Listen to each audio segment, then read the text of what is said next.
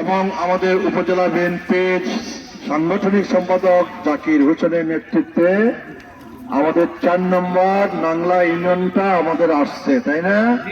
তাইলে ইউনিয়ন আসছে 4 নম্বর নাংলা, 11 নম্বর শ্যামপুর, আর আছে 5 নম্বরের অংশ বিশেষ, তাই না? আর বাদ বাকিরা কি করতেছে? বাদ বাকিরা কিন্তু কাজের মধ্যেই আছে, তারাও কিন্তু মেহনতের মধ্যেই আছে। আমাদের 1 নম্বর দুর্মট ইউনিয়নে উপ চেয়ারম্যান বাদল মিয়ার নেতৃত্বে মিছিল শুরু হয়ে গেছে।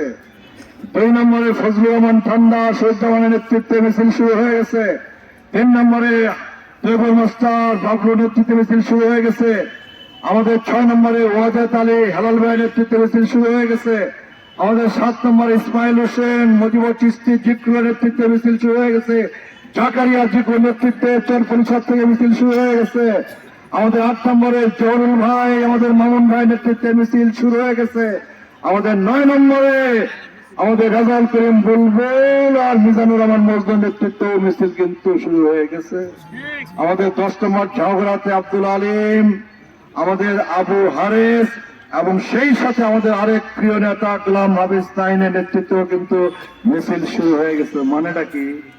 মানেটা হলো এটা কিন্তু মেলান্দ উপজেলা না, এটা হচ্ছে মেলান্দ পৌরসভা এবং পৌরসভার আশপাশ দিয়ে 1-2টা ইউনিয়ন, এই 1-2টা তার মানে 2.5টা ইউনিয়ন।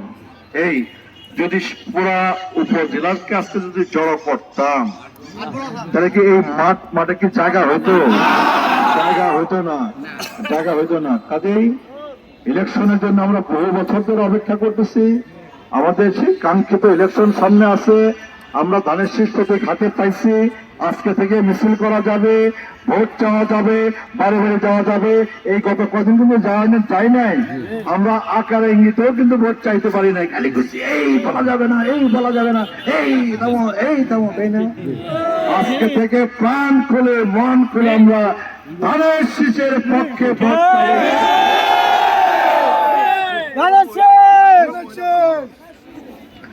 আজকে আমাদের এই মিছিলে গণসংযোগ, মূলত এটা গণসংযোগ। কিসের মিছিল? এটা মিছিল না, এটা গণসংযোগ।